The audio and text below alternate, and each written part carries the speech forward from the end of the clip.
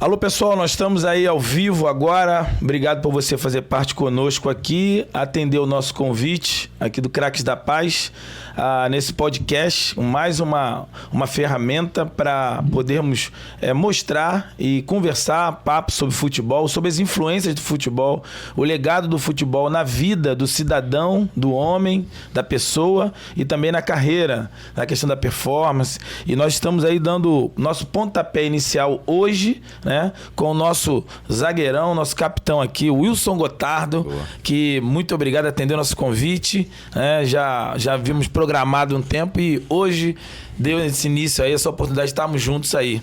Beleza? Valeu, eu quero te agradecer primeiramente aí, também ouvir as suas primeiras palavras aí em relação a esse nosso objetivo de hoje. Obrigado, cara. É bom estar trocando ideias, falando um pouquinho das experiências, né? Acho que temos esses longos anos aí já aqui na face da terra, já dá uma certa vivência e poder contribuir com alguma ideia, alguma coisa e também estar aprendendo, é sempre assim, né? Essa troca de informações, de comportamentos vai nos enriquecendo e colaborando para um viver melhor de cada um. Sim, com certeza. E aqui é o seguinte, interessante eu quero apresentar integralmente aí, pessoal, Wilson Roberto Gotardo. Era treinador, ex-jogador de futebol, diretor também. Nascido em 23 de maio de 63. É mesmo. É isso aí, Santa Bárbara do Oeste, São Paulo. Né? Casado com Roseli. Tem 3 filhas, Camila, Bruna e Isabela. Isso. E alguns netos. 6 netos. 6 netos, olha aí. E 2 gatos. 2 gatos. Cachorro também, não? Tem um também. E vive juntos os dois ali, gato e cachorro? Não, 2 gatos estão com a caçula, né? Que ainda não abriu a fábrica lá das crianças, né? Tá cuidando dos 2 gatos. Eu tenho um cachorro, mas não fica com a gente, não. É da minha outra filha. Ah, legal. Bom, os clubes aqui, Botafogo, Flamengo, Marítimo, né? Portugal, São Paulo, isso. Fluminense, Cruzeiro, Sport Recife. E esses são, assim, os mais conhecidos nacionalmente, os maiores, mas também tem aquela origem, né? Aquele iniciozinho que eu queria que você falasse um pouquinho, que geralmente as pessoas olham com o Wilson Gotardo, campeão, Botafogo, Flamengo, São Paulo, e não conhece ou não tem esse acesso da origem, de como começou, quando que a ficha caiu, como é que a coisa surgiu lá no União Barbarense. Então conta pra gente um pouquinho como é que foi esse início aí. É porque é muito difícil, né? Como diz aí recentemente vi um cara comentando, é mais fácil você passar na medicina na USP do que ser um atleta profissional, Diniz, né? Fernando Diniz falou do filho dele, né? Mais fácil.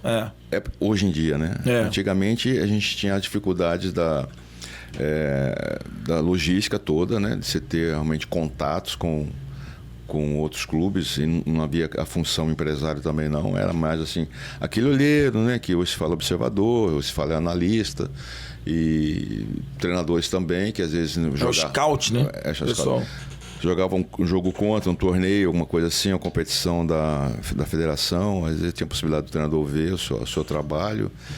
E o meu foi assim, jogando futebol amador da cidade, que o roupeiro do União Barbarense me convidou para fazer um teste lá. Rapaz, e era um roupeiro. Mas era várzea ou era um campeonato mais organizado? Era organizado, tradicional. Aquele campeonato de amador, sei. Tradicional, tudo certinho, com a prefeitura. E tu tinha quantos anos nessa época? Secretaria, eu tinha 15. 15 anos. Só que não tem limite de idade, não tem limite. Mas tu já jogava com adulto? Já. Entendi. Acho que isso foi a maior escola para mim, né? Sim, e aí, quando sim.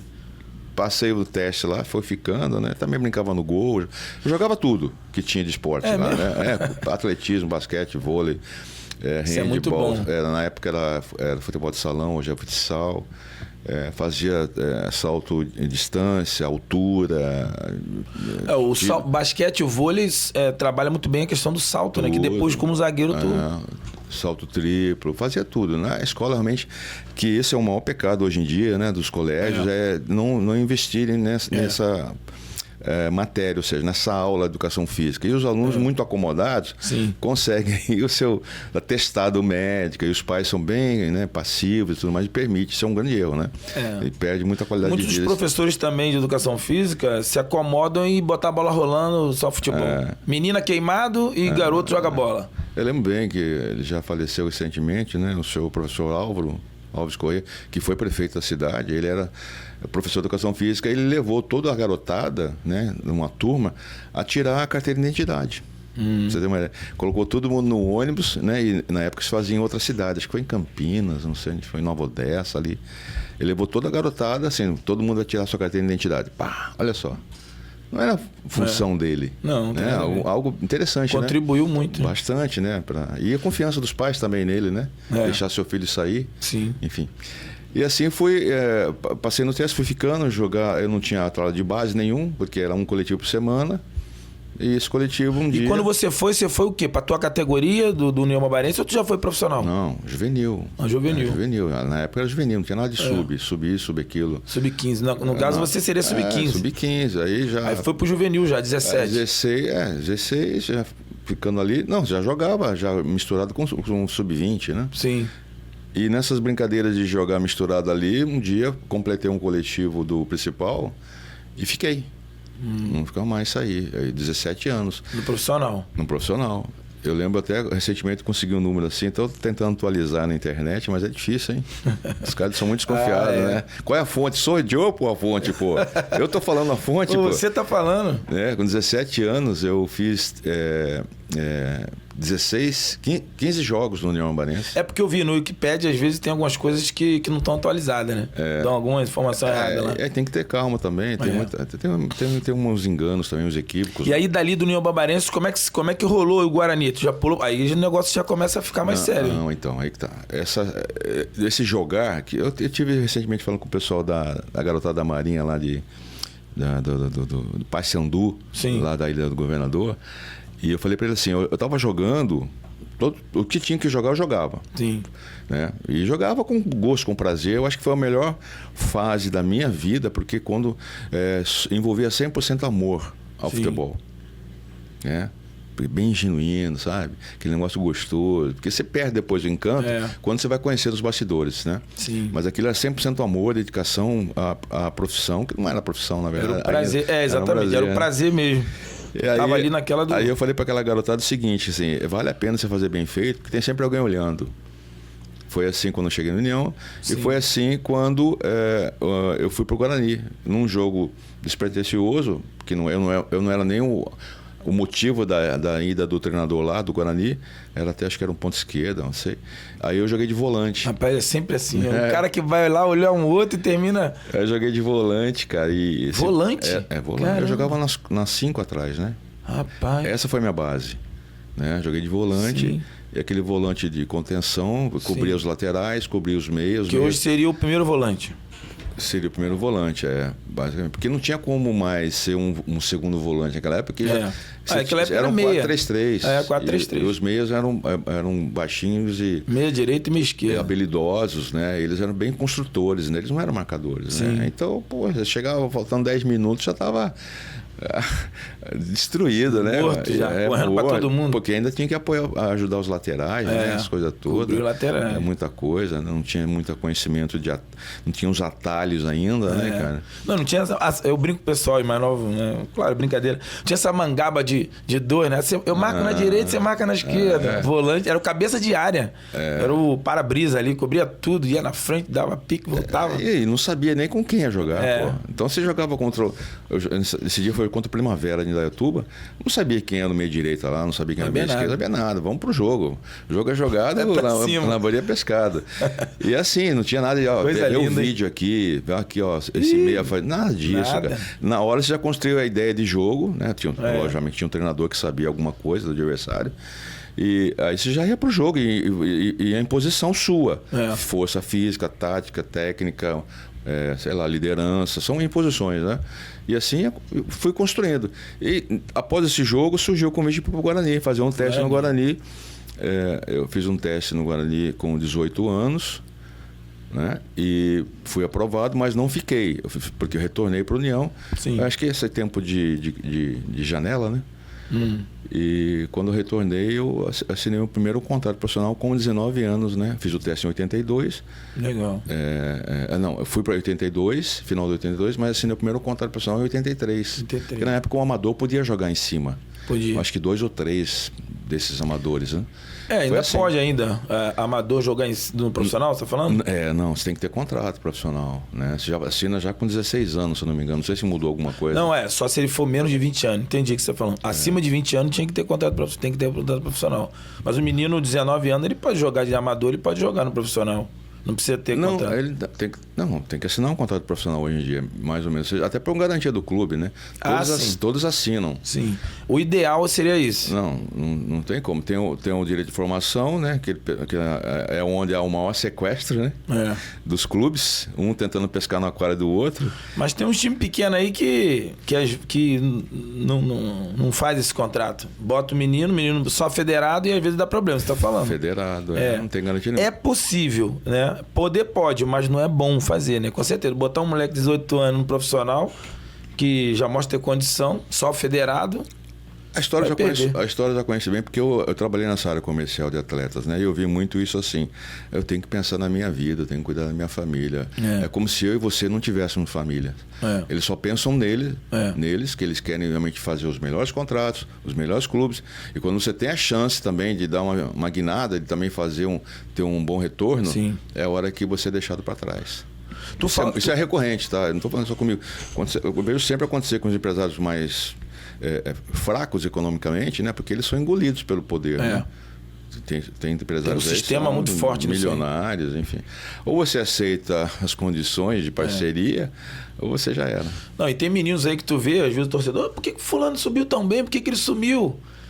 Porque o moleque ainda está falando, às vezes está acabando o contrato, ou ele ainda não fez o contrato com a multa que o clube quer o proteger. E aí tira. Acontece aí, há bem pouco tempo aconteceu aí no time grande. Tira o menino, porque o menino não renovou ainda, ele quer jogar para 3, 4, 5 anos, então tira da vitrine. E aí o menino, o empresário, tem que conversar para poder renovar e ele volta. Depende do empresário. Então, negócio... Se o empresário está muito bem colocado no mercado, fica tranquilo, garoto, não vai faltar nada para você. Deixa o clube aí. Acabou, já era, o clube perdeu. Agora, tem aquele pai ainda que tem caráter, né? Que consegue respeitar todo o trabalho, todo o processo, né? Da formação do filho, do compromisso da palavra, do fio de bigode com o clube, daquilo que nunca faltou. E tem pai que ainda, vou renovar com vocês. Esses são poucos. Isso aí inclusive eu quero conversar um pouco mais sobre você sobre isso aí. Mas agora eu queria que tu falasse o seguinte, porque tu disse que começou um pouco naquela coisa da empolgação e tal. E quando que você entendeu assim, caiu a ficha? Você falou, caraca, com 19. Eu vou jogar. Eu vou ser jogador de futebol. Quando assinei o meu contrato profissional. No Guarani? Porque... Quando assim, bateu ali, tu... Não, mesmo assim, não. Eu fiz teste lá marcando o Careca, Jorge Mendonça, poxa. Caramba. Esses eram os ídolos da época. O Careca ia disputar a Copa do Mundo. Não foi, porque machucou. O Mendonça, eu sou de família palmeirense, né? Via o Mendonça Jorge Mendonça. Jorge Mendonça, não é o Mendonça do Botafogo. Cracasso, tinha disputado a Copa do Mundo em 78. Sim.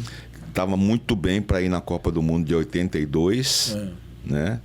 Eu lembro até que ele falou assim pro Careca. E já tinha batido o campeão brasileiro, né? O Guarani foi...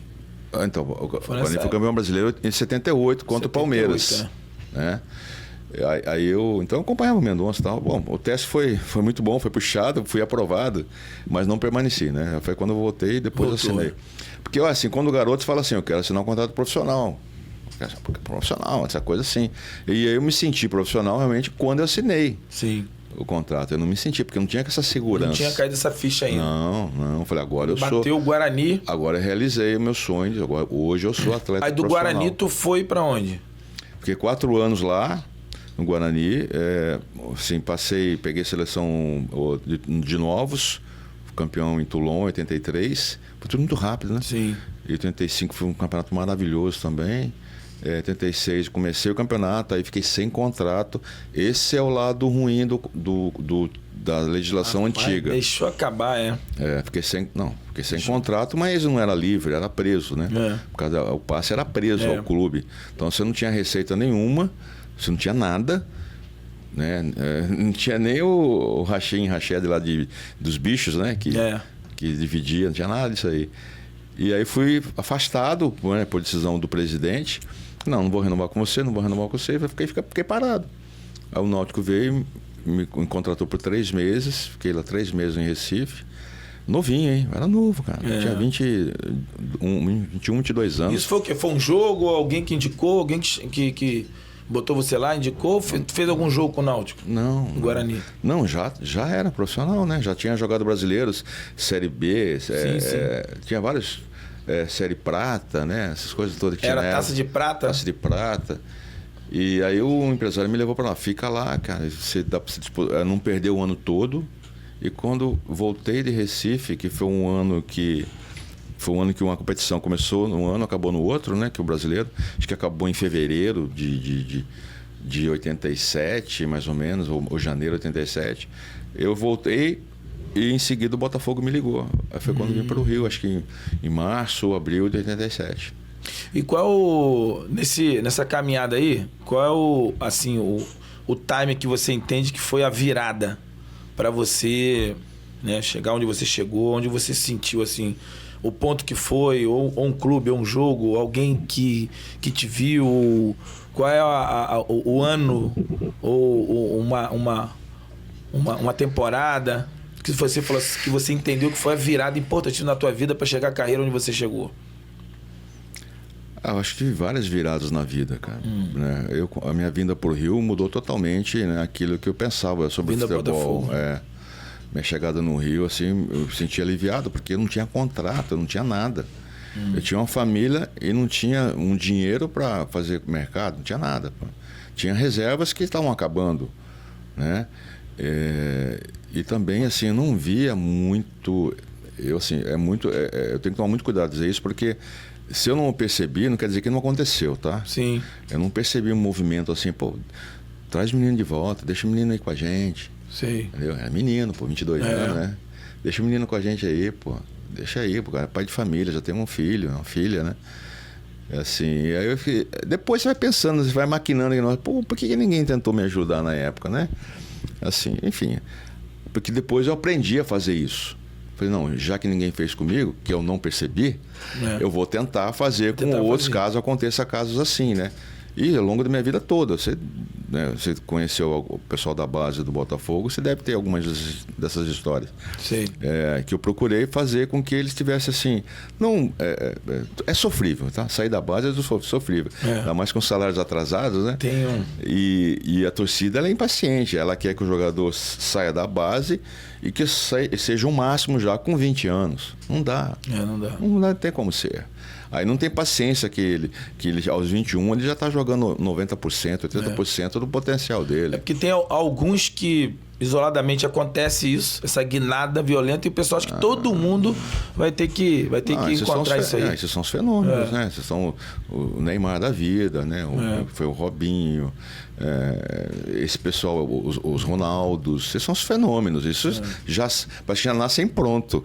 Agora, tem um pessoal batalhador que vai desenvolvendo talento. E você até encontra, não sei se assim, repara, ontem mesmo vendo aí os jogos que tiveram ontem, importante, do Fluminense mesmo, Xerém, o Fluminense é uma base muito boa, mas alguns meninos conseguem fazer essa transição. Outros vão e depois retornam, né? Dá aquela queda que é normal, natural, e muita gente acha que não consegue, acha que todos os meninos vão transicionar e vão ascender. Não tem como. Não tem como. Não, muitos ficam para trás e muitos ainda continuam nas equipes grandes porque tem receio de sair e não mais voltar. Exatamente. Mesmo não jogando. Ele tem um salário bom, beleza. Aí o outro clube quer, não, a gente vai pagar um pouquinho mais. Não, eu prefiro ficar aqui. Eu prefiro ficar no banco, prefiro não ser relacionado com o dia eu vou para o banco. Ele pensa nisso, né? Ele não imagina que de repente ele indo para um clube menor, vamos dizer, de Série A para B, ele vai ter chance de jogar, de evoluir, porque evolui, né? Desenvolve o talento, já tem o dom, vai desenvolver o talento, né? E podendo outras pessoas estarem observando, acompanhando, porque você tem muita gente da Europa hoje olhando a Série B também. Sim. Não é só a Série A. E o nível hoje esses jogadores todos são empresários. Eles mesmos são network, né? Eles acionam lá os seus contatos. Já tem até também os captadores, né? O cara do scout dos clubes, de grandes clubes já que estão aqui no Rio. Tem um no Rio, tem em São Paulo, tem em vários lugares que já estão olhando em loco, já vão pesquisando sobre o jogador também. Eu lembro quando mais violento. Eu lembro quando eu estive lá em Lisboa, né? A ida do Ramires foi meu atleta. Eu descobri lá em Joinville. Fiz toda a gestão dele até ir para o Benfica. Depois, aí já não era mais comigo, porque já tinha Ele saiu daqui que era do Cruzeiro, né? Barra do Piraí. Barra do Piraí, eu levei para o Cruzeiro. Barra Mansa, depois para o Cruzeiro. Aí, chegando lá, tive contato com o Jorge Jesus. Não vai se lembrar, lógico. Fala com milhões de pessoas aí, né? E eu soube que ele falou que ele já, naquela época, ele já acompanhava o futebol brasileiro. E ele conhecia um zagueiro que jogava no Atlético Goianiense. Gil. Era o Gil. É o Gil. Que foi pro Corinthians, entendeu? Eu não sabia quem era o Gil. Tô falando. Tá ele vendo? Já tinha essa informação. Ele estava monitorando o Gil. Naquela época. Já estava monitorando. Olha só, né? Porque você fica mais assim, atento a outros detalhes. E ele tinha essa informação. E depois aí a história do Gil todo mundo já sabe, né? É uma história de um bom zagueiro, um grande zagueiro que evoluiu e que foi jogando em grandes clubes. Quer dizer, então, olha só como é que... E imagine, se ele tinha, quantos não tem? Por isso que é importante você estar, mesmo no Atlético Goianiense, ou Goiás, ou que seja no Vila, que são os clubes grandes da capital, você tem que estar desenrolando bem.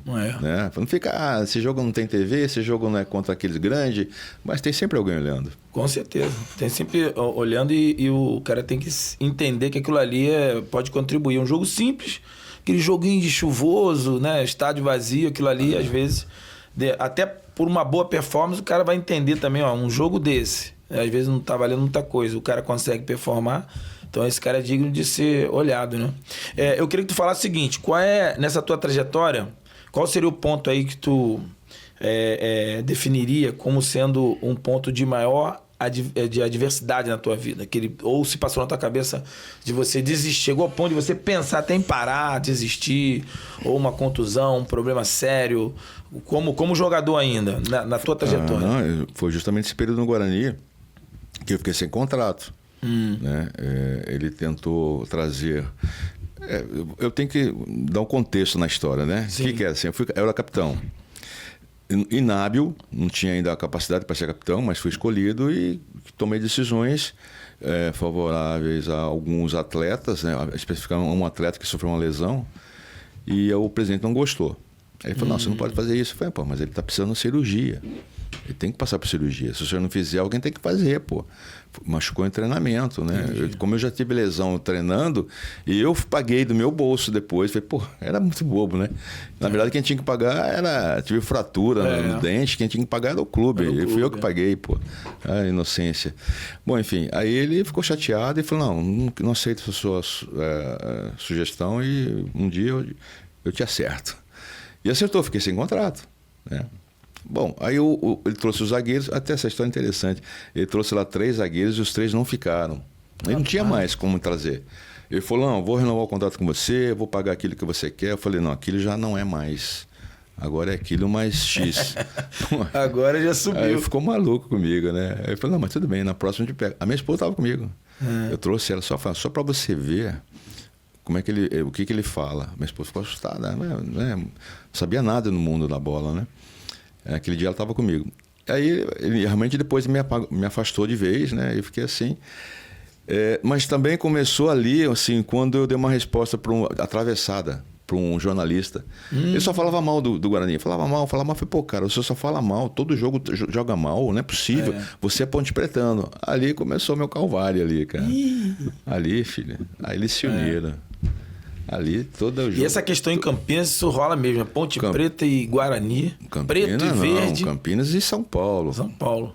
A imprensa se une para a desgraça dos outros, né? Quando querem, né? E eles se uniram, não. O Gotardo não pode fazer isso. E todo jogo ele tem que ser se jogar muita bola, ele é o regular. Os caras deram um X lá em você. Se ele jogar bem, uma partida normal, ele é o pior em campo. E foi assim, cara. Foi assim. Então, me roubaram uns 2, 3 anos da minha vida como atleta. Eu poderia ter mais longe, mais cedo. Sim. Né? E, quem que te falou isso? Não, foi um ex-atleta, né? Um ex-atleta renomado. Um dia me falou isso, cara. Um jornalista falou isso pra mim. Você não vai descobrir nunca.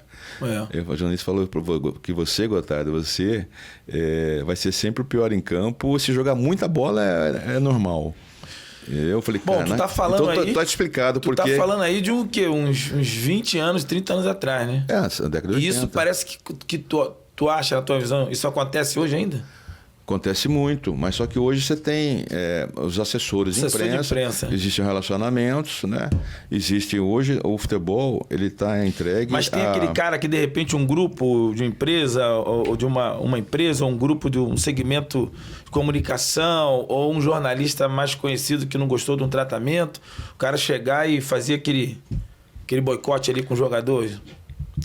Nesse sentido, não, porque hoje é muita concorrência, você tem muitos profissionais, muitos jornalistas, você tem as mídias, é tudo muito rápido, né? Sim. O que agora já não é mais, né? E se tem uma notícia agora, já ter uma notícia nova em cima dessa, se tem informação muito rápido, então o atleta já consegue estar renovando todo o seu repertório, aí, suas informações. Isso também o agente esportivo, o diretor. Não dá tempo você ficar aí buscando um negócio de 1 mês, de 2 meses. A não ser que seja algo assim brutal mesmo, desrespeito, integridade moral, física, algo assim. E não era nada disso.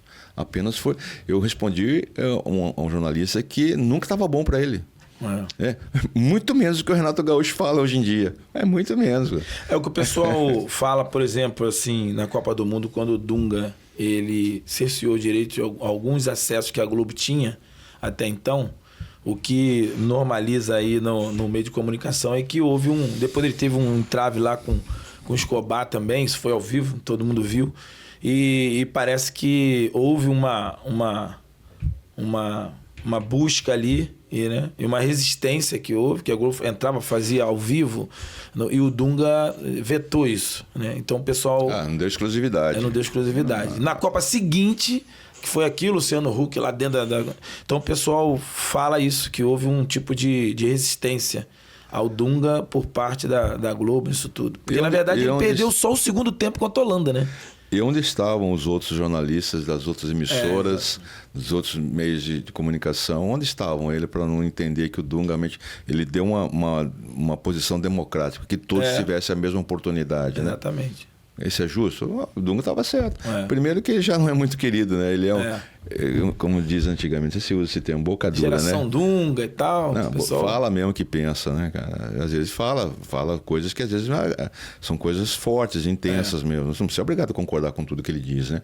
Mas você tem que respeitar a pessoa.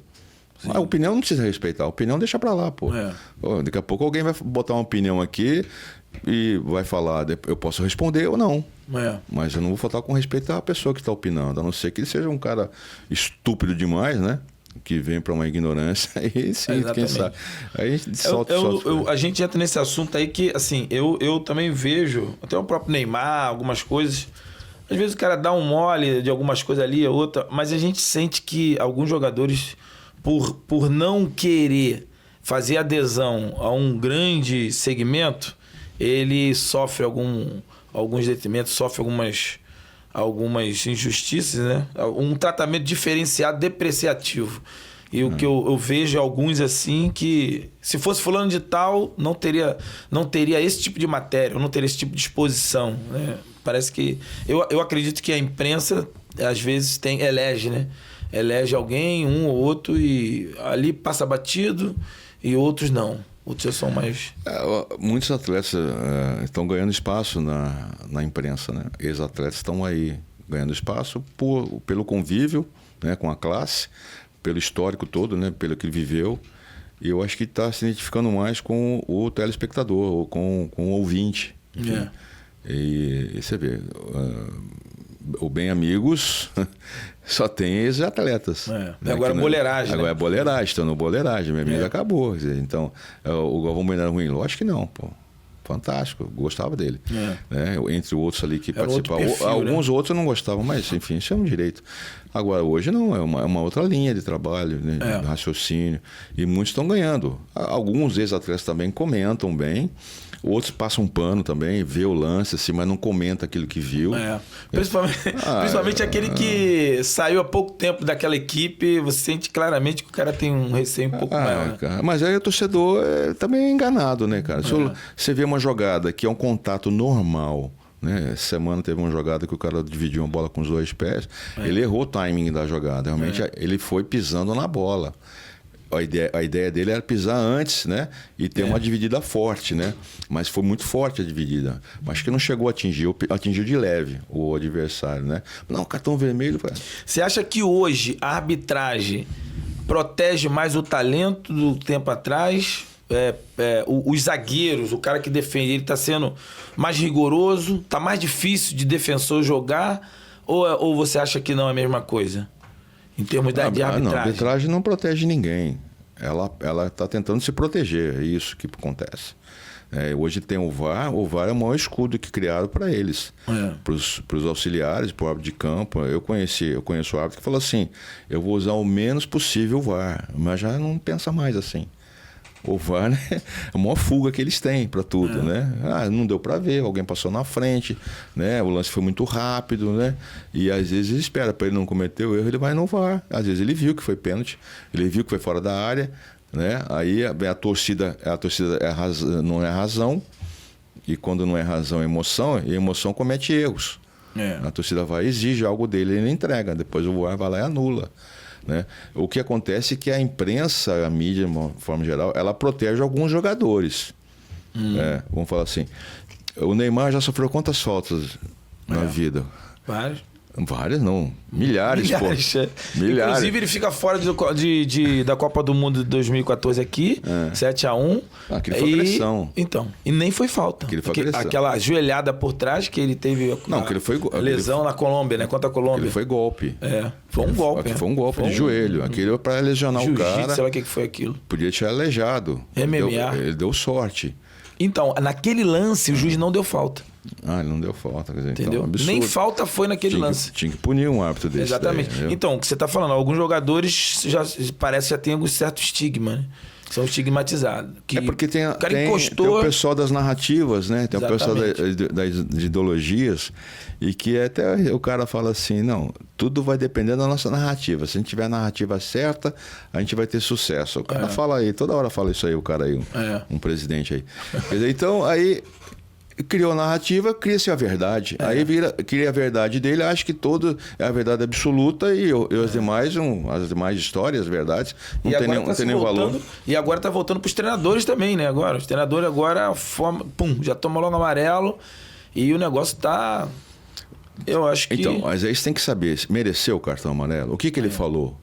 Você tem lá o relato do quarto árbitro, você tem o áudio, tem tudo. Mereceu, tem que tomar o cartão, pô. Não, sim. Eu já nunca fui te falar palavrão, não gosto. Hoje me gosto menos ainda. Eu não me lembro de ter falado com o árbitro, ter xingado o árbitro. Você é um filho não sei do quê, você vai para aquele lugar. Eu não me lembro. Se eu falei, foi no início. Mas mesmo assim, não xinguei a mãe dele, não. Tenho certeza que eu não xinguei a mãe de ninguém. Entendeu? Você falou isso, é passivo de cartão, pô. O jogador entrou em campo. 1 minuto, ofendeu o árbitro, tem que ser expulso. Não tem essa, tem que ser expulso. Ou o árbitro é um pé de alface, é o quê? Né? Aí o outro fala assim, o cara xingou a sua mãe aqui na frente de todo mundo, e você nem amarelo dá pra ele? Complica. Vai, assuma a responsabilidade. Não, realmente foi isso aqui, ele não é autoridade máxima.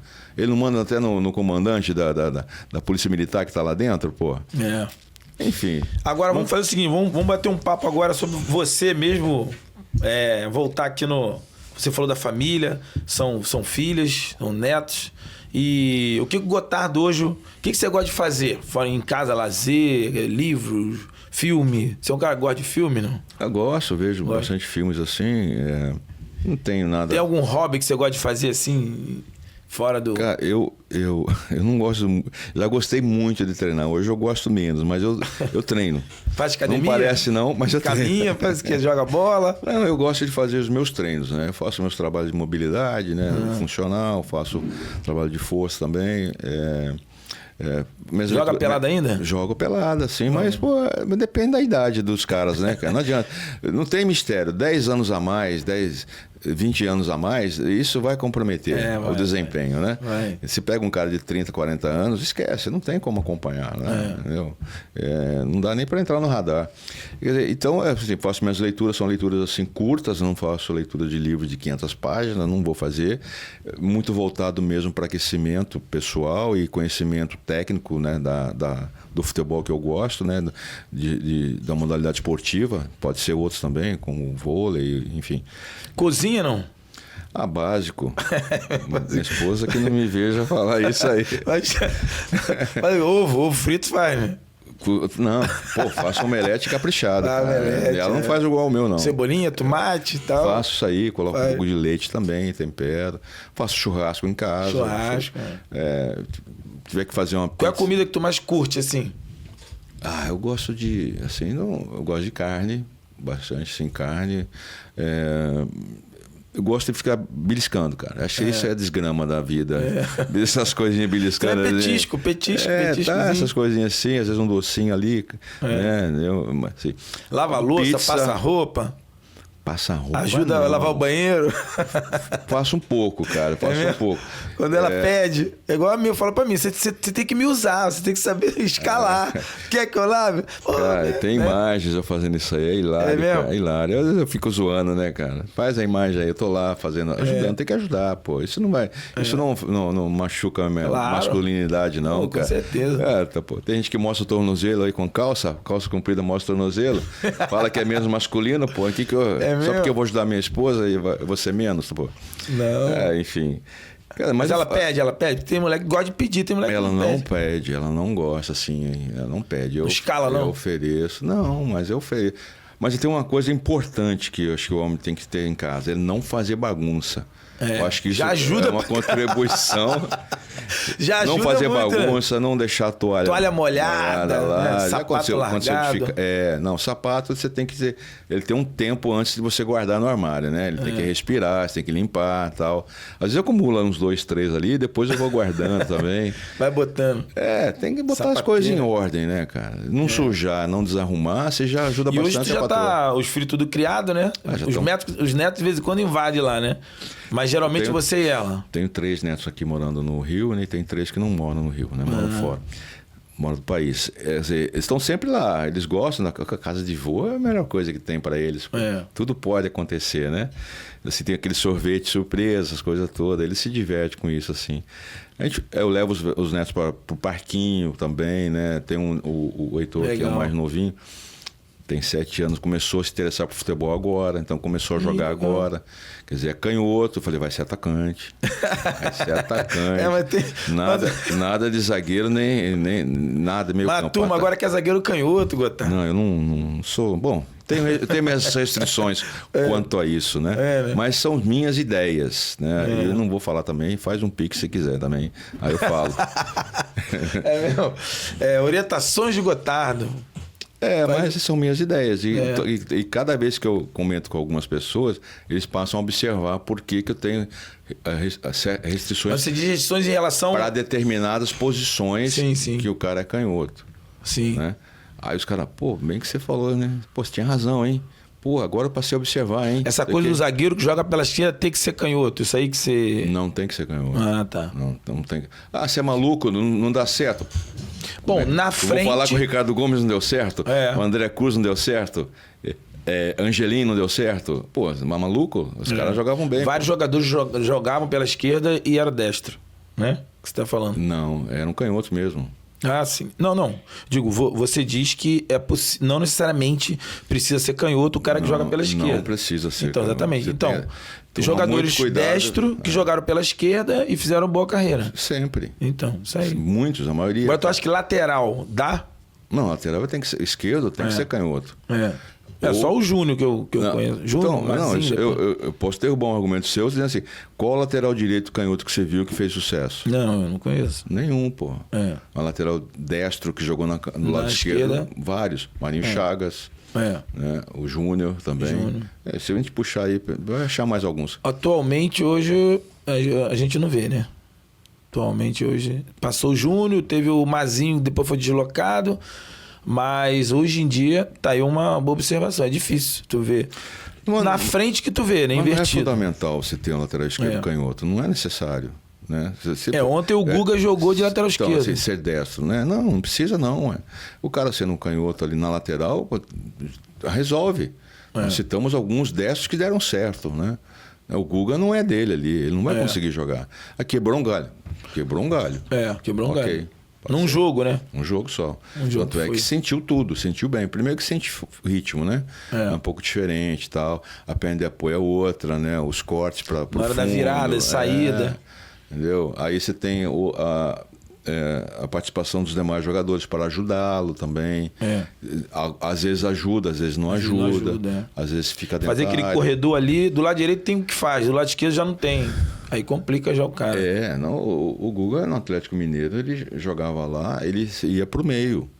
O Jorginho também no início começou na esquerda, depois começou na direita, depois foi pra esquerda, ficou oscilando ali. Era zagueiro, né? Jorginho Tetra. Foi zagueiro, aí você não tem estatura pra zagueiro, aí foi pra lateral. Jogaram pra lateral. Sorte dele, né? E ele foi pro Flamengo, acho que foi pro Flamengo pra ir pela esquerda. E aí depois jogaram pra direita. É história maravilhosa, né? Então, hoje em dia a gente tem essa dificuldade aí, né? Principalmente essas posições. Na frente você vê o cara invertido, mas atrás essa coisa mais do canhoto para a esquerda, ao direito. Poucos se lembram, né? Antigamente tinha o Zé Sérgio, né? O ponto esquerdo do São Paulo. Ele usava muito a direita. Sim. Não, ele ia conduzindo assim na velocidade, né? Chutava com a direita também. Eu acho que ele até era ambidestro, né? Mas ele usava muito a direita. Já era diferente, Ele usava a direita, mas ele era predominante o canhoto. Mas ele usava a direita. Era ambidestro, usava muito bem. Acho que ele treinou bem isso aí. Conseguia driblar com a perna direita. Né? O Miller também fazia muito bem isso também, né? O Miller sempre foi destro e era beirada. Depois passou a ser mais centralizado. Quando teve uma evolução absurda, né? O cognitivo dele de jogo foi absurdo. Ali foi algo anormal. O tanto que ele evoluiu. Do início pro final de carreira era outro jogador. Agora, deixa eu falar uma coisa. Você, assim, vários clubes, mas eu vou focar em dois aqui pra gente poder fazer uma dinâmica aí contigo. Em relação ao Botafogo... Vamos pegar o Botafogo e o Flamengo, que nós estamos aqui no Rio, embora a internet é o mundo inteiro. Mas, assim, Botafogo foi em 90... Você teve a 89, aquele título do Botafogo... da quebra de jejum. Tantos anos, 21. E eu não vou te perguntar se o Maurício empurrou, Leonardo, que isso aí... Não é empurrão, não. Assim, algo assim... Um toque de referência. Essa é a celeuma dos flamenguistas. Empurrão bem diferente, assim, mas deu uma desequilibrada. Aquela, né? No Leonardo. Eu não sei se o Leonardo alcançaria também. Mas, assim, você não acha hoje o VAR anularia. Anularia, né? Anularia. Embora tem vários lances que não dá pra ver, às vezes não dá pra ver. Não dá pra ver. O árbitro... Tá vendo o lance, passa alguém na frente, acabou, você já não enxerga mais nada. O lance do Vasco, por exemplo, Vasco Fluminense, 2 lances que bateu na mão e o VAR não viu.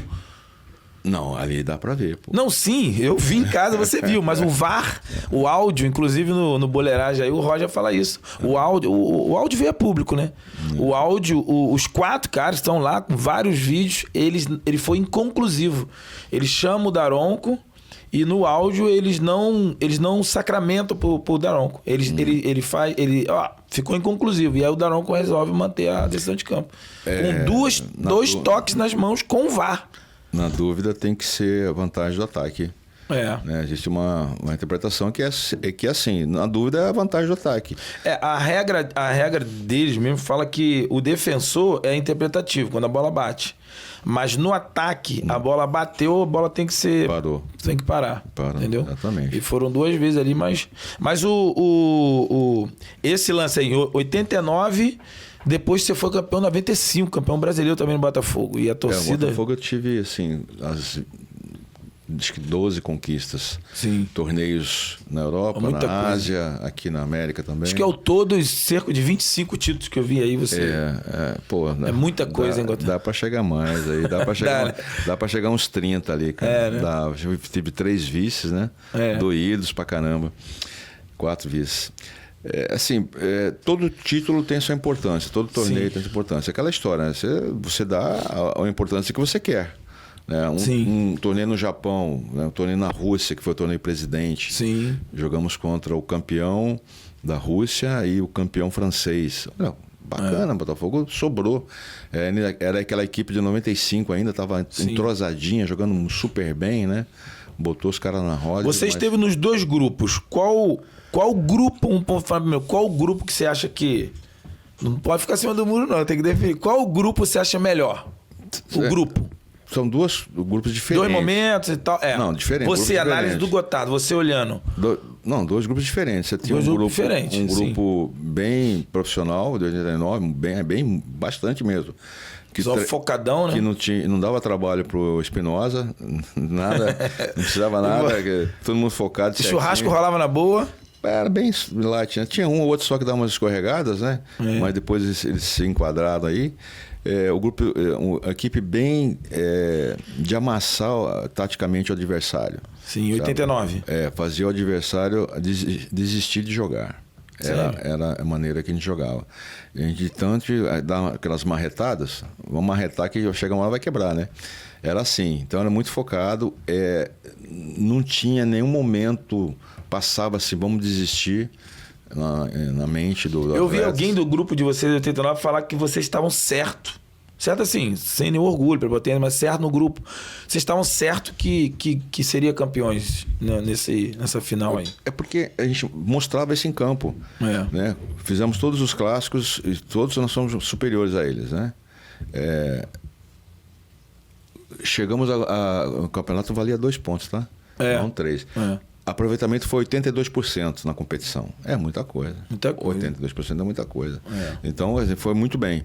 E mesmo nos empates, né? No primeiro empate, foi um jogo bom, um jogo bem jogado. A gente tinha condições de vencer. E no segundo jogo, que foi o do título, também foi um jogo dificílimo. Se você analisar o time do Flamengo ali, 8, 9 jogadores foram para a seleção. Alguns já tinham ido, né? Mas depois foram para a seleção. No caso do Zinho, do Aldair, Jorginho, né? Olha só, time bom pra caramba, né? Enfim, e outros fizeram sucesso também em outros lugares. Né? Foi uma equipe muito forte. A gente estava muito focado, a gente não tinha, assim, respeitava todos, mas a confiança na vitória era absurda. 95 também, a confiança na vitória era absurda. Uma equipe formada recentemente, algumas semanas antes, diferente de 89, que ela foi sendo construída, né? A equipe ela chegou a jogar um nível tático assim, envolvente, e que a gente fala, nossa, cara, hoje nós vamos ganhar de quanto? Também era assim. É mesmo? Mas só que ela oscilou também na competição. Ela teve um momento de queda que era normal, mas nunca deixou de ter confiança. Pegou um Santos na final que veio daquela virada com o Fluminense. Também. Os caras estavam com a confiança lá em cima. Exatamente. Confiança lá em cima, né? A imprensa falando, que a gente deu uma goleada no Fluminense. O Fluminense deixou escapar, na verdade, né? O Fluminense, pra gente, na ocasião, seria um adversário mais difícil que o Santos. Essa é a minha leitura, tá? Já tinha vindo campeão carioca, Fluminense e tal. Então, era um time bem entrosado, forte, né? E ali eu tive com o Hélio também batendo um papo. O Hélio falou que o excesso de comemoração, né? Entre o primeiro jogo contra o Santos... Faltou perna. E também aquela coisa do já ganhou, né? Eles estavam muito certos que acho que foi 4-1 aqui, alguma coisa assim, no primeiro jogo, Fluminense e Santos, depois foi pro segundo jogo achando que ia. E aí, então assim, em suma, vocês pegaram o Santos lá em cima, né? Com confiança lá em cima. E eles foram assim, pra cima da gente lá. Vieram também achando. Quando acabou 2-1 aqui no Rio, eles acharam, um gol só a diferença, não é nada, assim, não vai mudar nada na sua vida, né? E assim eles acreditaram que pudesse estar virando também. A imprensa paulista falou isso aí. Eu lembro muito bem. Paulistada fica doida. Mas é normal essa confiança. É normal, imagina, né? De 10, 9 deles. E era o Giovani, né? Não, Giovani cracaço de bola. Depois já foi para a Europa, foi jogar no Barcelona, né? Olha só o nível dos Mas dos dois grupos, qual o grupo que você tem que botasse para jogar 89 e 95? Então. E o Gotardo jogaria primeiro tempo em cada um. Primeiro tempo em um, segundo tempo. É porque são estilos diferentes. Se você quer uma equipe mais focada assim, determinada, sabe? Durante os 90 minutos mesmo, como se fosse algo intransponível, seria de 89. Sim. Agora, você quer um pouco mais de plástica, mais de brilho, mais de qualidade de jogo, aí seria de 95. E se fizesse um jogo, tu acha que 89 ganharia? Eu acho que... Não, acho que seria um empate, cara. Empate, cara. E agora, é o seguinte... Porque um time marcava super bem, jogava com 3 volantes e não tinha atacante de área. Você tinha só 2 beiradas, né? Que o único beirada de ofício era o Maurício, né? Aí do outro lado você tinha o beirada, o Donizete, que fazia uma loucura, né? E o Sérgio Manuel fazia quarto homem também. Sérgio. Mas tinha um atacante de área que era o Túlio. Quer dizer, mas você tinha um meio muito forte, Beto, Jamil, Leandro e Sérgio Manuel faziam um quadrado. Só que a gente também tinha esse quadrado com o Luizinho, o Carlos Alberto, o Vitor e o Jefferson, que era um destro que jogava na direita. Né? E o Paulinho que fechava o meio, que era um meia que foi sendo utilizado como centroavante. Então agora a pergunta mais difícil ainda. Botafogo de hoje. Pegasse aí, então, fizesse aí seleção, pegasse lá, misturasse os dois. Mas hoje, qual time tu acha que o Botafogo de hoje? Qual aguentaria ou superaria os dois times? O time de 95 ele já utilizava das ideias táticas de hoje. Tinha um pouco mais de espaçamento entre as linhas, mas taticamente tinha muito do que acontece nos dias de hoje, né? A superação numérica na jogada, as diagonais invertidas, tinha muito disso, né? Do direcionamento do adversário para o local de pressão, né? A gente jogava em linha também, só que era a linha de 4 atrás. Raramente acontecia essa sobra assim. Essa sobra era automática, né? Que antigamente usava sobra, né? Hoje não mais, né?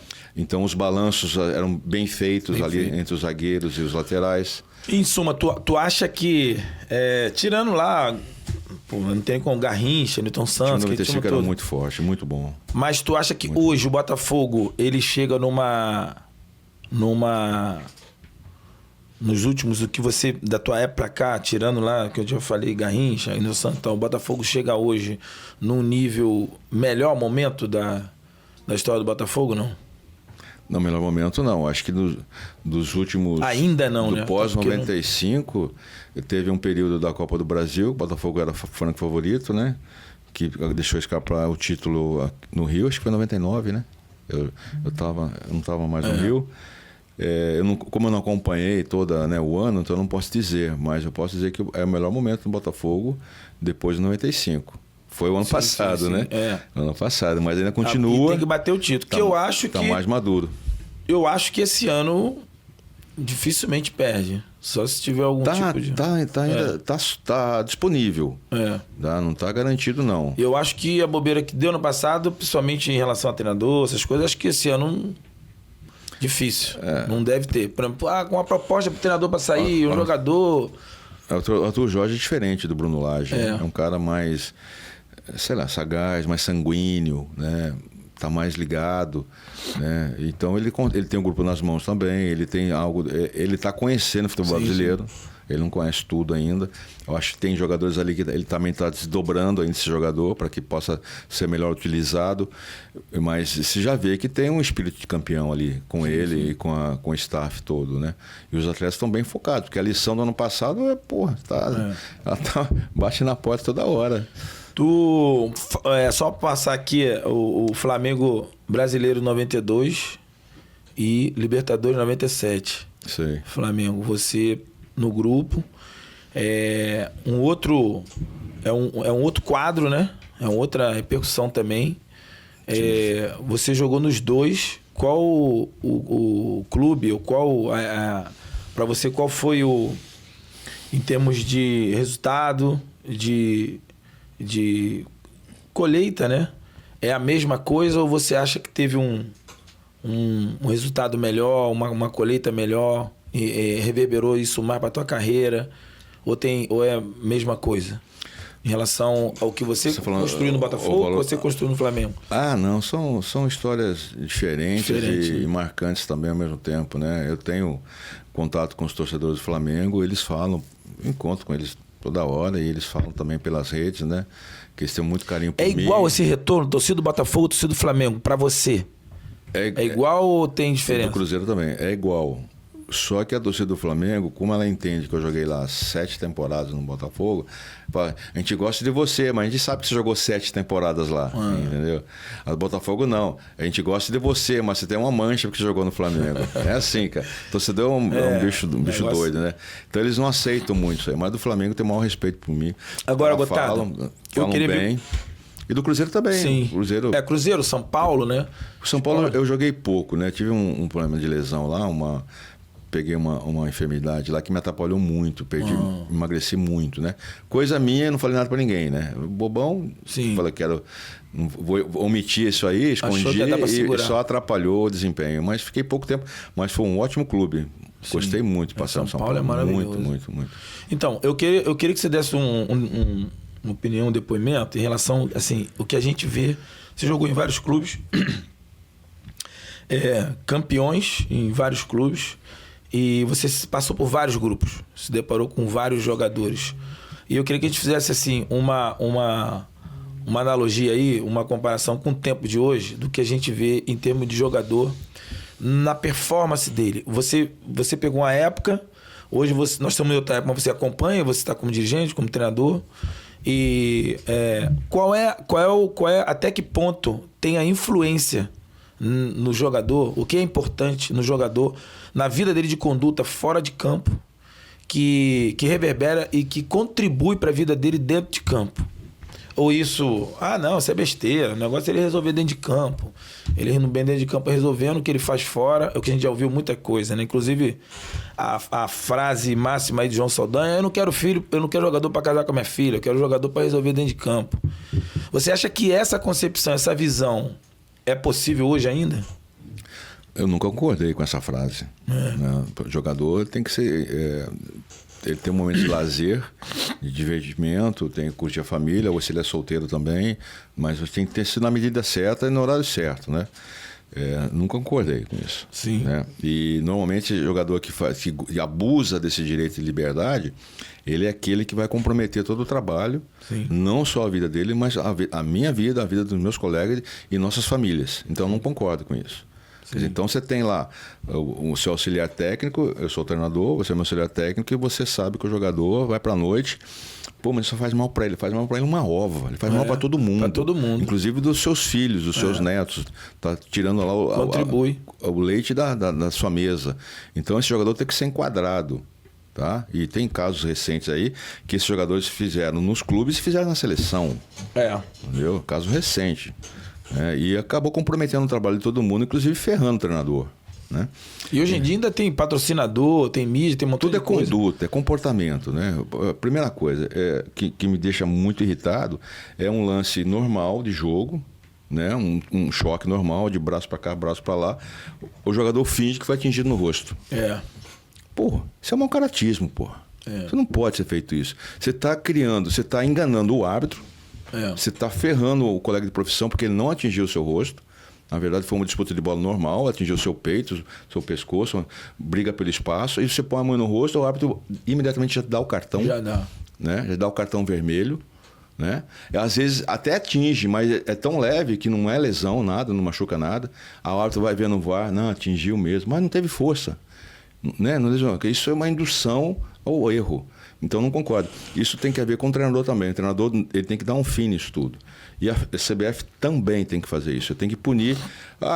Ele fez isso, o árbitro reconheceu que não foi nada, mas o jogador tem que ser suspenso um jogo. Porque ele induziu o árbitro ao erro. Sabe? Então, e ainda jogou torcida, contra. Aí o que acontece? Ele vai prejudicar o clube naquela partida, o time naquela partida, e ele vai prejudicar o clube na partida seguinte, porque ele está de fora, dependendo do nível dele, né? Vai prejudicar.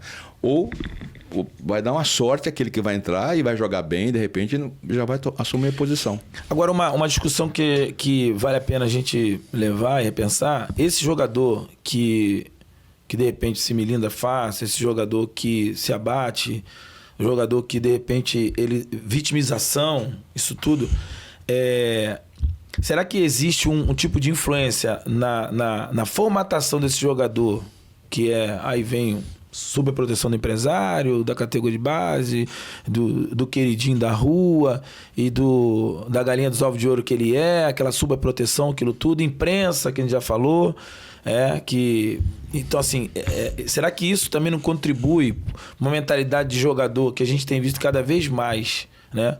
O cara tendo uma vida dele, do que ele quer fazer, é o bebezão, é o garotão, é o meninão, menos compromisso profissional. E então isso também esse circo armado do futebol, até que certo ponto tem influenciado numa vida, né, de conduta do atleta, do dia a dia dele? Assim, é meio subjetivo, porque você tem, assim, quantos dirigentes no Brasil são profissionais? E competentes são profissionais? Poucos. Eu conheço poucos. Tá? Além de ser profissionais, conhece da bola, conhece do ramo. São poucos, tá? A maioria são pessoas que têm uma oportunidade, uma paixão, ou que vislumbra, de repente, ter algum lucro. Né? Tem muito e muitos disso. que vêm do mundo corporativo, porque foi bem sucedido e vem. Vem e fala bem, e tem muitos gráficos, muita estatística também. PowerPoint. Né? Encanta tudo mais. Também tem treinadores assim, né? Que eles estão na formação das gerações, né, cara? E eles não têm um conhecimento adequado, eles têm um conhecimento teórico, mas o prático não. Então eles não conseguem contribuir na vida do jogador. Quando é que eles vão contribuir? Eles vão contribuir quando eles tiverem mais tempo de estrada. Aí ele vai aprender. Mas ele, com 20 e poucos anos, 30 anos, ele não tem esse conhecimento para ensinar um garoto. Não tem. Não adianta. Ele tem vontade. E ele vai conseguir chegar a esse ponto, de repente, com 40 anos, 45 anos. Porque ele tem que trabalhar bastante para ele evoluir também. Né? E aí a gente entra naquela discussão também de que hoje, exatamente por esse profissional que vem, que não tem essa base, ele começa a tratar o jogador como produto. Aí aquela questão do tamanho, você tem que ser forte, tem que fazer isso, tem que fazer aquilo, faz uma régua. O grande erro que os dirigentes cometem no Brasil é o seguinte: eles pagam mal esses professores no início de carreira. Professor bom tem que ganhar bem, pô. Ele tem que ganhar bem a ponto de ele se dedicar 100% à categoria que ele está. Sim. Ele pode ganhar R$2.000 e revelar jogadores. Não tem como. Ele vai para casa preocupado com o que vai pagar luz, pagar água, como comer. Pode ganhar R$2.000, tem que ganhar R$20.000, pô. Estou falando isso em números, né? Mas não necessariamente que são esses números, tá? O clube tem que pagar bem os treinadores de base. E o treinador de base tem que ensinar futebol. Porque não é só física, fisiologia, não é isso não. Não é só treinamento e tático. Não, tem outras coisas também importantes. Né? Eu vejo jogadores na Série A com dificuldade de cabeceio. De cabeceio mesmo. Às vezes o cabeceio até é gol. É o fundamento. Até é gol, até a bola entra. Mas você vê que teve esse movimento errado. Gotada, mas você aprendeu a cabeceio? Não, eu fui aprender também já, mas depois dos 20 anos, porque eu não tive trabalho de base. Cabecei muito errado. Por exemplo, o cabeceio defensivo. Eu tentei aperfeiçoar o cabeceio defensivo como um passe. Eu tentava tirar a bola para o meu colega. Direto pro seu um passe. parceiro. E quando não dava, filho. Às vezes eu pensei em fazer e errava também. Vou tentar aqui, errei, foi para lá. Mas eu tentei fazer. Tentou fazer. Então você vai evoluindo, né? Isso parte também do jogador. Né? Eu já vi vários relatos de jogadores também que recentemente encerraram a carreira, que muita gente não quer trabalhar mais, né? Fazer o trabalho analítico, trabalho de aperfeiçoamento, de técnico, ofensivo, defensivo. Fazer o jogador na base. O interesse do atleta também. Então o professor, né, tem que também estar cobrando isso. O dirigente lá tem que estar cobrando isso. Quando você falou que eu sou dirigente, sou diretor técnico. Eu não sou CEO, não sou executivo, não. Sou diretor técnico. Então eu entendo tudo aquilo que é necessário para o jogo, que é importante para o jogo. Do departamento médico, né, da logística até o jogador. Porque vivi isso tudo. Vamos debater o assunto? Vamos, lógico, pô, não sou dono da verdade. Mas eu entendo um pouco dessas histórias todas. Eu tenho um conteúdo bom, geral, né? Para estar conversando. Não vou falar, lógico, da cirurgia dos ligamentos cruzados. A gente sabe mais ou menos como que funciona, mas não vou discutir com o médico. Não é especialista. Não é? Vamos aprofundar nisso, né? Fisiologia. Jogador que é tirado do jogo, faltando 40 horas antes da partida, é tirado para preservar o jogador. 40 horas é muito tempo para o jogador ser afastado de uma partida. 24 horas também é tempo. Depende do jogador. Eu conheci jogador que de um dia para o outro já estava restaurado. E tinha outro que demorava 48 horas. E não tinha o regenerativo que tem hoje. Né? Não, e outra. Às vezes o cara está cansado e tira do jogo. E se é uma boa concentração, se ele tem um histórico que não é um histórico da noite, ele se recupera rápido. Exatamente. Então são coisas assim relevantes que deixa se passar e ninguém comenta. Fica por isso mesmo. Né? E nós estamos cada vez mais formando jogadores na base despreparados para jogar. E não vamos conseguir mais conquistas de valor dessa formação que está sendo feita. Não vão, porque nós estamos entregando o nosso trabalho mais importante para amadores. Amadores são desonestos. Não, são desonestos, não. São amadores. São amadores. Eles precisam melhorar, só isso aí. A desonestidade também está sobrevoando os espaços, mas isso é outro assunto.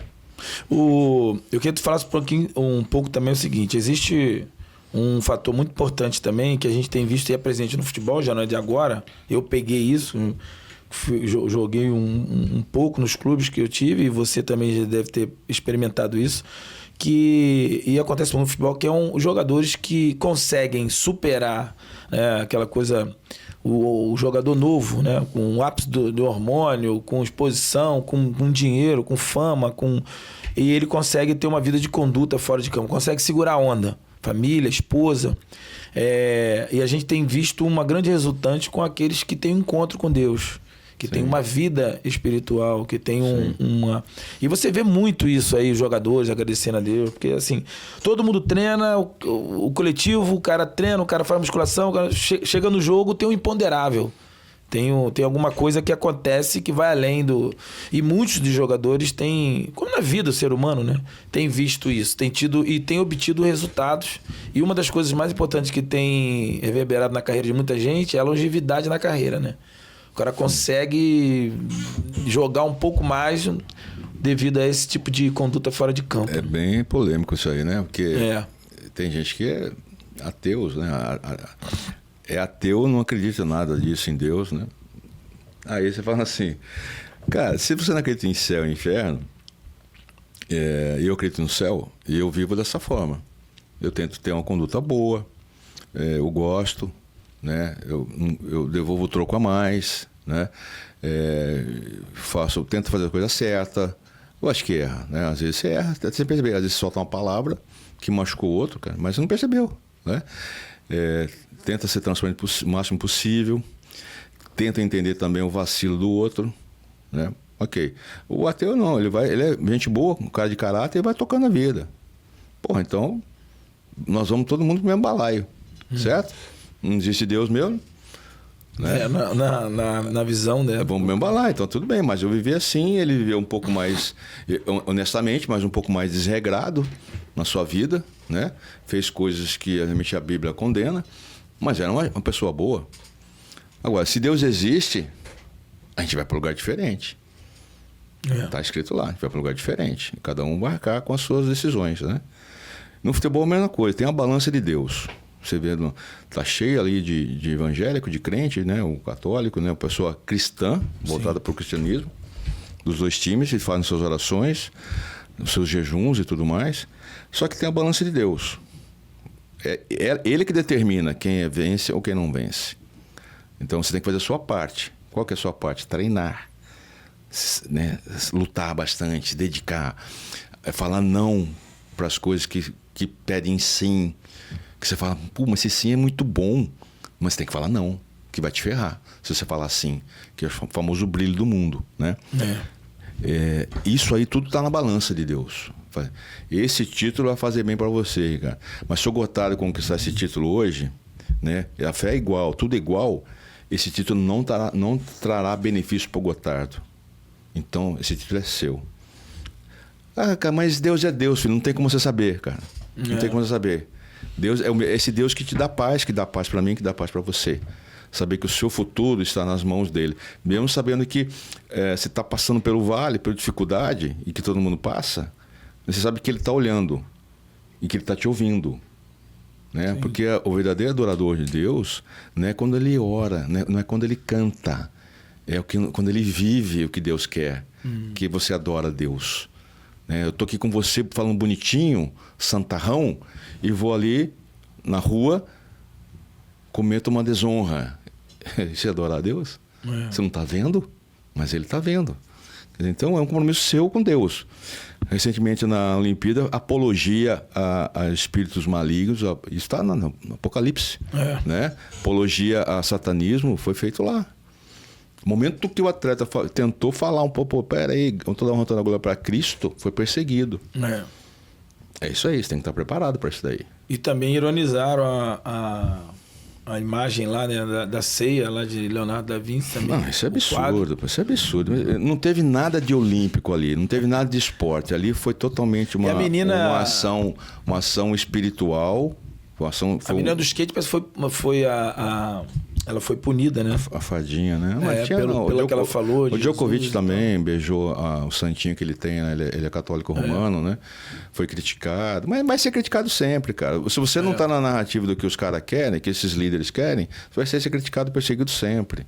Aí vai da sua conduta com Deus, pô. Então, aí eu te pergunto o seguinte: você, na tua visão, na tua prática, você vê diferença de um atleta que tem um encontro com Deus e daquele atleta que não teve encontro com Deus? Esse encontro, isso na prática, você viu mudança e que reverbera isso, que contribui, né, para a prática atlética, na performance do cara, ou não? Dá sim, dá para observar, dá para entender, tá? Quando eu jogava, os caras falavam assim, eu aceitei Jesus, foi no ano de 95, né? Sim. Eu jogava, os caras me falavam comigo assim, pô, você é atleta de Cristo? Eu falei, não, cara. O que é atleta de Cristo? Não, atleta de Cristo. Ah, então, se eu não sou, então eu não sou. Se eu não sou de Cristo, sou de quem? Né? Eu me irritava isso aí. Pô, eu sou um cristão, pô.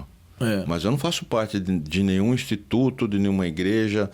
Eu tenho meus hábitos.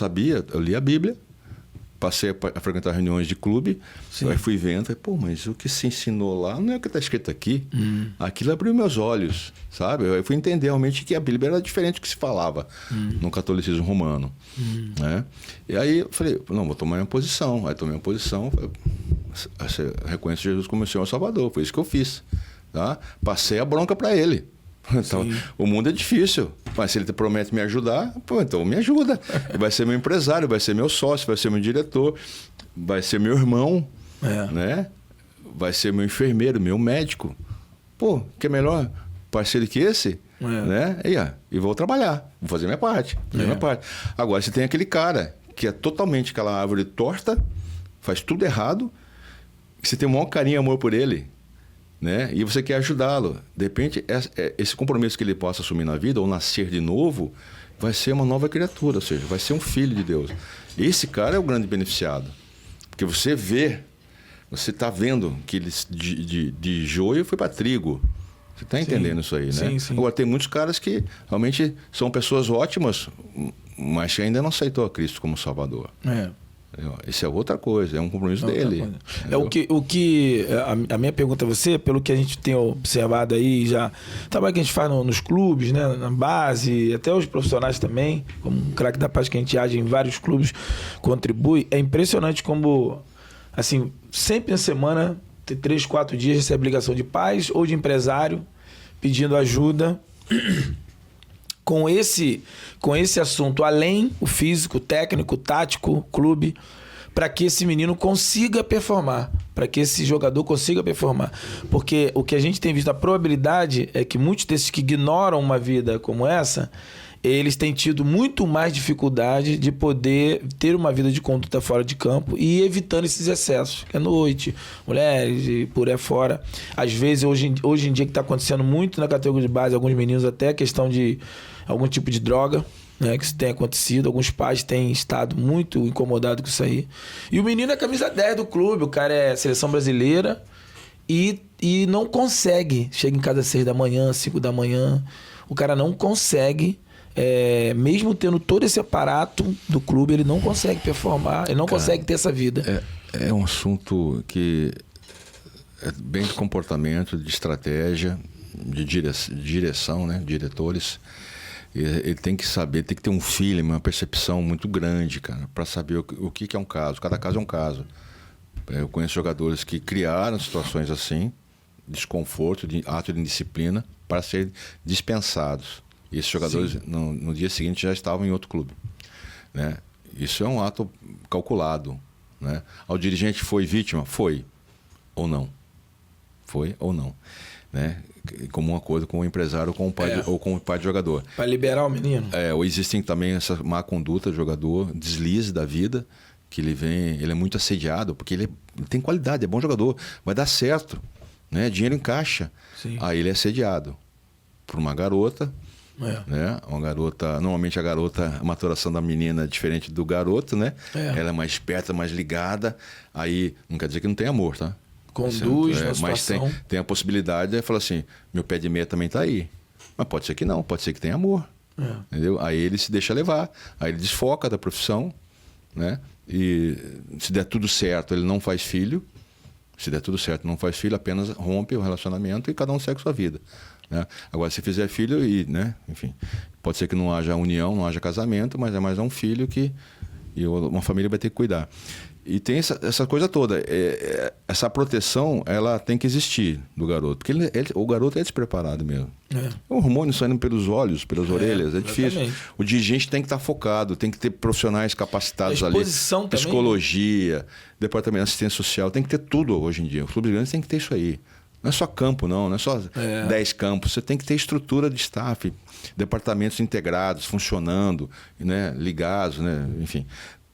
Troca de informações diariamente, acompanhamento no lar, conhecer os pais, ver quais são as dificuldades dos pais. Isso é pouco, custa pouco. Traz um benefício enorme para os pais. De repente o pai, só precisa dar um start assim. Não, peraí, botar meu filho no lugar aqui. Filho, é assim, assim. Vamos fazer o que o clube quer. E muitas vezes esses jogadores, eles não têm nem o apoio familiar, né? Do pai. A maioria não tem, normalmente não tem pai, né, cara? Nessa palestra que eu dei para os garotos lá do Paysandu, lá na Ilha do Governador, na Naval, a maioria não tem pai, né? Eu falei, também não tive pai. Meu pai faleceu, eu tinha 13 anos. Quando eu comecei a conhecer meu pai, quer dizer, mesmo assim, as informações eram poucas que os pais davam na época, sabe? Então a gente vai aprendendo. Eu só tinha muito amor da minha mãe, a gente vai aprender, que é muita coisa, né? Muito carinho, né? E isso sim. Agora eu fui aprendendo também, tomando um tapa na orelha, né? Chutando o chão, né? Na vida. Só que eu tentei fazer as escolhas certas. Isso aqui é errado. Minha mãe falava, isso aqui é errado, não é seu. Você não pode fazer isso, você tem que respeitar os professores. Né? Você tem que ter essas coisas, tem que ter uma conduta certa. Né? Então você tem. A garotada hoje, ela passa por esse processo. Porém, ela é influenciada pelo grupo do lado ruim, da ala ruim, que tenta explorá-lo. Não é só no futebol, não. É o cara que mora numa comunidade, o garoto que mora numa comunidade, quer fazer a coisa certa. É geral. Ele é sediado. A gente fala do futebol porque o futebol, ou o esporte em si, ele vai requerer mais desse corpo físico, né? Ele vai requerer mais dessa aplicação física. Então, cara, qualquer outra profissão, se ele tiver com o pé quebrado, ele continua, o médico, o advogado, ele senta na cadeirinha, vai lá atendendo, vai fazendo. Agora, o atleta não, né? Ele tem que ter esse corpo aí hoje ele disponível, né? Ricardo, hoje ele consegue jogar até os 40 e poucos anos, porque o avanço da ciência, a tecnologia, é tanto assim que traz benefício para ele. É só ele ser bem focado, bem determinado. Você tem jogadores que vão para a Europa, se tornam profissionais ao extremo, né? Que é bom. Constrói lá na sua casa uma academia, tem lá o seu professor de educação física, tem lá o seu fisioterapeuta, tem todos os equipamentos para que ele possa se regenerar após jogo, né? Isso é profissionalismo. Isso é um sonho. Claro. Gostaria de ter a oportunidade de fazer uma câmera hiperbárica. Poxa vida. Então, ele pode ir, a gente tem visto carreiras aí, o Fábio tá com 40, o goleiro do Fluminense tá com 42, eu acho, 43. Jogando bem. Então, mas é um nome, Fábio. E a gente vê que é um nome que é alguém que se preocupa com esse tipo de vida. E é impressionante, eu tenho feito, minha estatística, o percentual alto que a gente tem de jogadores de alta performance que tem que atrofiar a carreira por causa de uma vida de má conduta fora de campo. Não, porque o futebol larga dele. Esse é o erro. Ele faz tanta coisa errada contra o futebol que quando ele chega aos 30, 31 anos, ele fala, futebol, cadê você? Eu falo, não, valeu, foi bom quando esteve junto comigo, agora não te quero mais. Acabou. O Fábio nunca largou o futebol. Sempre caminharam juntos. Sim, então. Entendeu? São poucos, o Zé Roberto, mesma coisa. Zé Roberto, o Nenê, e o Fred, vários outros que você vai pontuando. Estatisticamente, esses jogadores que conseguiram uma longevidade na carreira são jogadores, com raríssima exceção. Só me vem um à cabeça que passou dos 40 ou próximo disso, que não se voltava ou não se preocupava com esse tipo de vida né, que a gente tá falando aqui. Mas maciça maioria... Mas ele não bebia. Não bebia nem fumava. Não bebia nem fumava. E no final... Ele dormia, a carga de sono dele, ele falava, tem que dormir. Sim. Entendeu? Exatamente. Que é o baixinho, pô. Baixinho. Ele falava, eu não tenho problema, eu gosto de curtir a noite, mas eu tenho que dormir. E treinava. O pessoal fala que não tem, ele treinava o específico dele. Ele falava o que se deve ser feito também. Sim. Hoje em dia também, especificidade da posição, trabalhar isso individualmente também, além do coletivo, você tem um individual. E no final parece que ele fez o tratamento também com ortomolecular, alguma coisa assim. Procurou algum tipo de ajuda. Então, mas eu lembro o Neymar, o Romário no início, eu lembro bem. Eu não sei se ele se lembra disso. Ele falou assim, com 28 anos eu vou encerrar a carreira. Você lembra disso? Tem entrevista dele. Tem, não tem? Ele tem. Cara, 28 anos, agora foi até 40, pô. Foi até 40. Sabe por quê? Ele se apaixonou tanto pro futebol que ele não conseguia mais largar. Sim. Além das metas, né, que ele queria, mas ele se apaixonou no futebol. Eu gostava de treinar? Nunca gostou. Então, esse cara, o Romário, que é o que eu... Inclusive, eu estou escrevendo um livro sobre a teologia do esporte, eu cito isso. Né? Só tenho que ver se vou poder citar o nome ou não. Mas é a única exceção... Pede pra ele, pô. Talvez. A única exceção que eu vejo é o Romário. Todos os outros, os Ronaldos e tal, pararam e poderia ter ido muito mais longe. Então, mas assim, eles tiveram lesões graves, né? O Ronaldo Fenômeno teve lesão grave.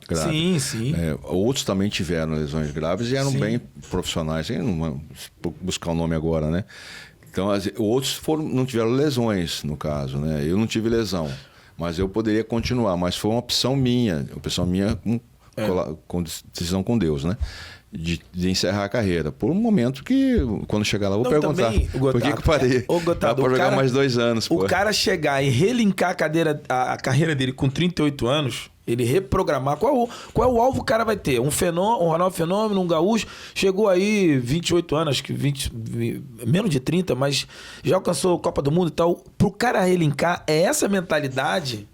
Qual é o sonho dele? Qual é o objetivo dele? Já comprou casa que tinha, já comprou lancha, já viajou. É esse relincar que eu te digo que é importante também essa vida, né, de apoio às pessoas que estão com ele, de conduta, de maturação. E que, de repente, alguns jogadores, como você falou, o futebol saiu dele e ele deixou vazar pelas mãos, né? Ele poderia ter ido mais? Poderia, mas por vários motivos, não só de contusão e tal, mas a questão mesmo de mente dele, de querer programar. Por que eu vou jogar com 42 anos?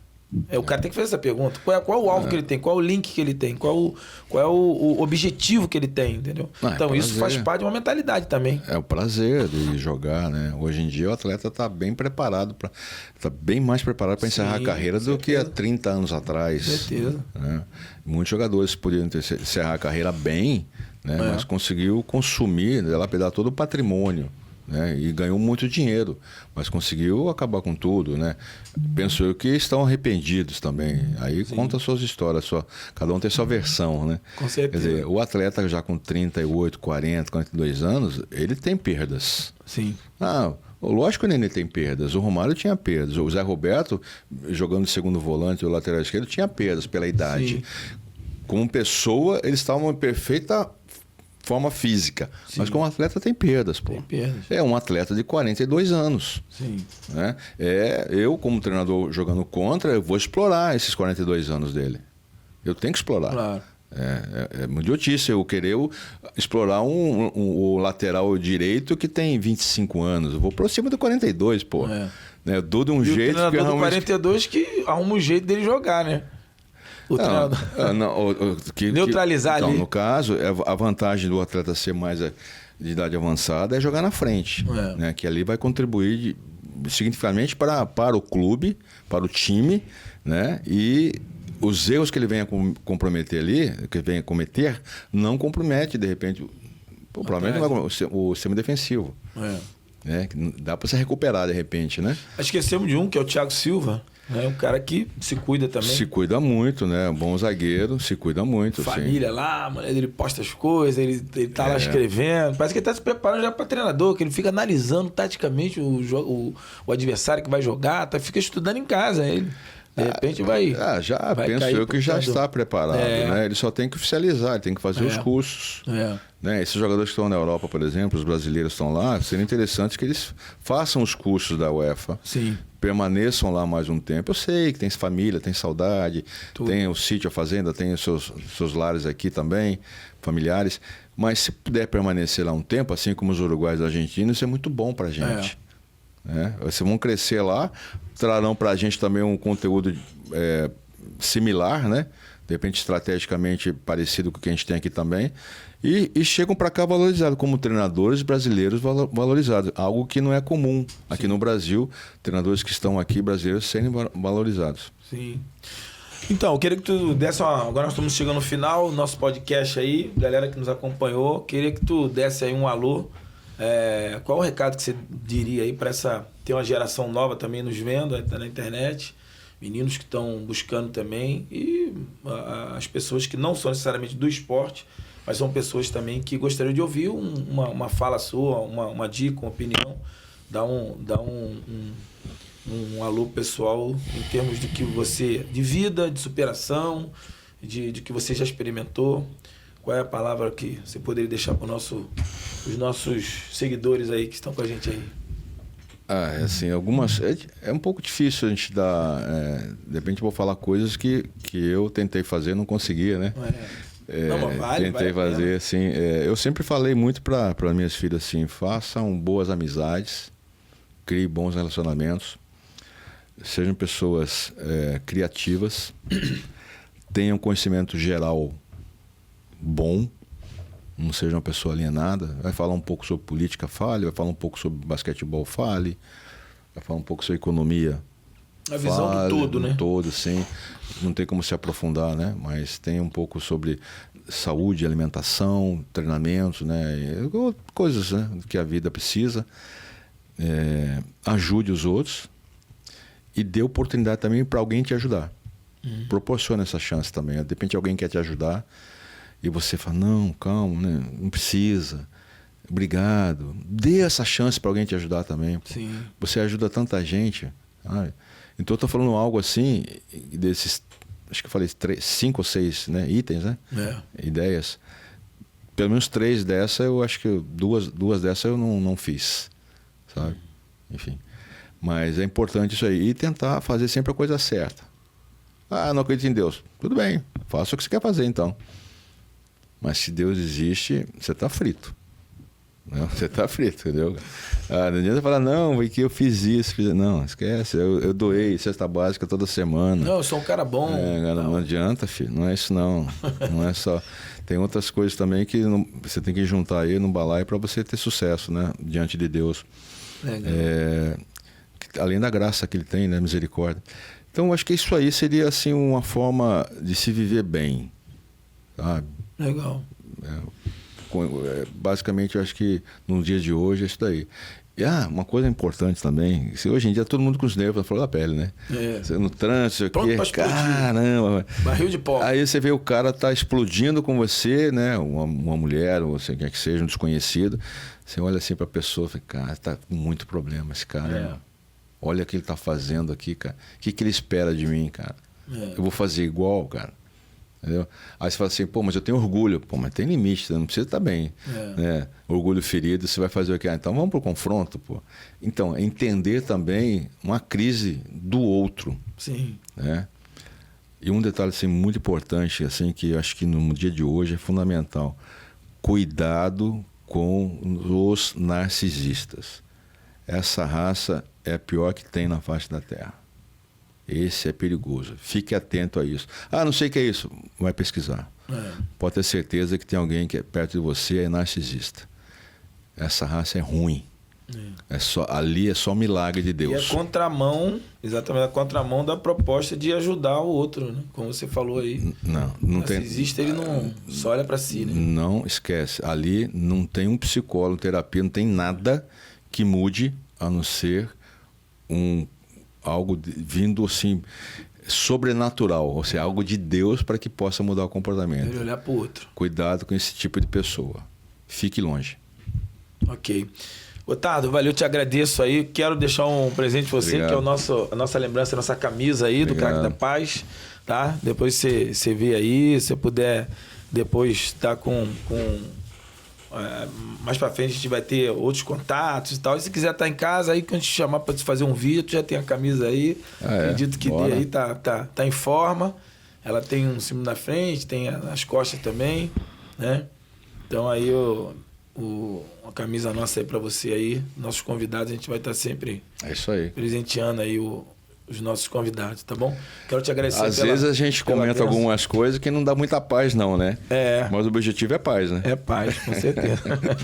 E agora eu tô indo pra Ucrânia amanhã, uma missão de paz lá na Ucrânia, através do futebol. Vamos estar usando o futebol. Espetáculo. Crianças, adolescentes.